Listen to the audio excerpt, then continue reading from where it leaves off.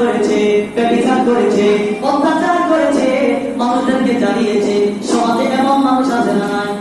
এমন যুবক মনে হয় নাই? আছে। আমার বন্ধু আমার এত গুনাহ যুবক করেছে, গুনাহ করতে করতে পাহাড় সম পরিমাণ হয়ে গিয়েছে। এমন কোন গুনাহ আমাদের নাই যে ওই যুবক বাড়ি করে না। সমাজের মানুষগুলা মুসা আলাইহিস সালামের কাছে গেল, নবী গো, এই যুবকের যারা আমরা সমাজে বসবাস করতে পারি না, এমন কোন কাজ নাই যে সে করে না।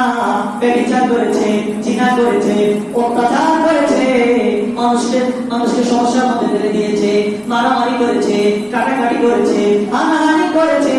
নবী গো, এর জ্বালায় আমরা সমাজে ঠিক মতো বসবাস করতে পারি না। নবী গো, আপনি তাকে সমাজ থেকে বের করে দেন। আমার বন্ধু, আমার সমাজে যখন আমরা যে কোনো সমস্যার সম্মুখীন হই, আমরা চেয়ারম্যানের কাছে যাইতে যাই না, মেম্বারের কাছে যাইতে যাই না, আমরা সারি বসে কি বসে না। মুসা আলাইহিস সালাম সমাজের লোকদেরকে নিয়ে সারি বসালেন, ভোট দিলেন, দেখলেন ভোট হলো, তাকে সমাজ থেকে বের করে দেওয়ার লক্ষ্যে সবাই রাজি এক কথায়। মুসা নবী সকলকে নিয়ে ওই যুবক বান্দাকে, গুনাহগার বান্দাকে এমন এক জায়গা দিয়ে আসলেন, যে জায়গা খাবার দাবার নাই, পানি নাই, জীব জন্তু নাই, এমন এক মরুভূমিতে, এমন এক জঙ্গলে ওই যুবককে রেখে আসলেন। আল্লাহু আকবার। ওই যুবক পানি নাই, খাবার দাবার নাই, মরুভূমির মধ্যে, জঙ্গলের মধ্যে তাকে রেখে এসেছে। ওই যুবক মৃত্যুর কিছুক্ষণ সময় ওই যুবক আল্লাহর কাছে হাত তুলে বলে, আল্লাহ, তোমার জমি আমি সর্বোচ্চ নিকৃষ্ট বান্দা, আমার মতো আর কোন গুনাহগার বান্দা এই জমিনে না। আল্লাহ গো, কিছুক্ষণের মধ্যে হয়তো আমি চলে যাব, আমার যদি মৃত্যু হয়ে যায়, আমার যদি মরণ চলে আসে, আল্লাহ গো, তুমি যদি আমাকে জান্নাতে পাঠাও, তোমার কোনো ক্ষতি হবে না। আবার আল্লাহ গো, বিপরীতে তুমি যদি আমাকে জাহান্নামে পাঠাও, তোমার কোনো লাভ হবে না। দুটা কথা বলছো, কয়টা? কয়টা? আল্লাহ, তুমি যদি আমাকে বেহেশতে পাঠাও, তুমি যদি আমাকে জান্নাতে পাঠাও, তোমার কোনো লাভ হবে না। তুমি যদি আমাকে জান্নাতে পাঠাও, তোমার কোনো লস হবে না, লোকসান হবে না, ক্ষতি হবে না।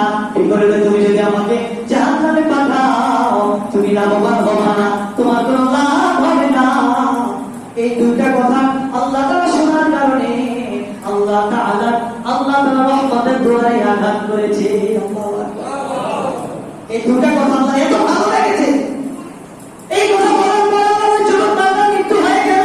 আল্লাহ তাআলার সাথে সাথে মুসা নবীকে ওহী নাযিল করলেন, ও নবী মুসা, যাও অমুক জঙ্গলে চলে যাও, অমুক জায়গায় তুমি চলে যাও, অমুক মরুভূমিতে চলে যাও, গিয়ে দেখবা আমার এক বন্ধু ওখানে ঘুমায় আছে, তুমি যাদেরকে গোসল দিবা, আদর গোলাপ লাগাবা, তার জানাজা তুমি দিবা, তার দাফন কার্য তুমি সম্পাদন করবা। মুসা নবী চলে গেলেন, মরুভূমিতে গভীর জঙ্গলে চলে গেলেন, গিয়ে দেখেন ওই বান্দা যাকে আমরা সমাজ থেকে বের করে দিয়েছি, বিতাড়িত করে দিয়েছি। মুসা নবী তাকে গোসল দিলেন, আদর গোলাপ লাগালেন, জানাজা পড়লেন, তাকে দাফন কার্য সম্পাদন করলেন। মুসা নবী আল্লাহকে জিজ্ঞেস করেন, আল্লাহ, এই গুনাহগার বান্দাকে আমরা সমাজ থেকে মানুষের হাতে বের করে দিয়েছি, এই গুনাহগার বান্দা তোমার বন্ধু হয় কিভাবে? আল্লাহু আকবার। আল্লাহ তাআলা বলে, মুসা রে, ও নবী মুসা, এই বান্দা দুইটা কথা বলেছে, আমার কুদরতি অন্তরে দুয়ারে আঘাত লেগেছে। আল্লাহ কি বলেছে? আল্লাহ বলে, মুসা রে, আমার এই গুনাহগার বান্দা বলেছে, আল্লাহ, তুমি যদি আমাকে জান্নাতে দাও, তোমার কোনো ক্ষতি হবে না, বিপরীতে তুমি যদি আমাকে জাহান্নামে পাঠাও, তোমার কোনো লাভ হবে না। এই দুইটা কথা আমার কুদরতি অন্তরে, আমার কুদরতি দুয়ারে আঘাত করেছে। এজন্য আমি আল্লাহ তাআলা আমার বান্দাকে ক্ষমা করে তার জন্য আমি জান্নাতের ফয়সালা দিয়ে দিয়েছি। আল্লাহু আকবার। তাহলে গুনাহ কি করবে? যদি পাহাড় সমান হয়ে যাও, তারপরে নিরাশ হওয়া যাবে না। কি হওয়া যাবে না? নিরাশ হওয়া যাবে না, কি চলে বলে? যেমন আল্লাহ তাআলা বলতে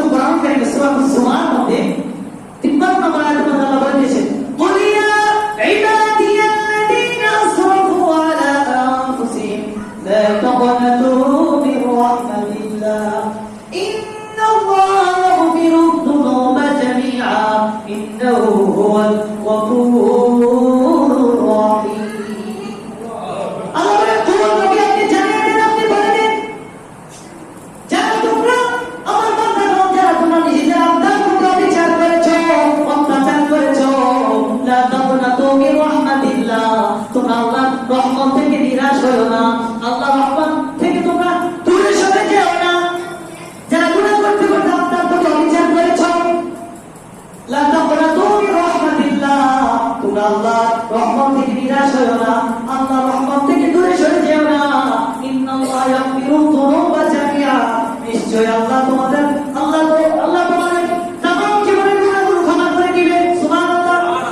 আল্লাহ কি করবে? আল্লাহ তাআলা ইনশাআল্লাহ মুমিন বান্দার সমস্ত গুনাহ ক্ষমা করে দিবেন। ইন্নাহু হুয়াল গফুরুর রহিম, নিশ্চয় তিনি অতিশয় ক্ষমাশীল ও দয়ালু। আল্লাহু আকবার। এজন্য নবী বলে, আপনারা গুনাহ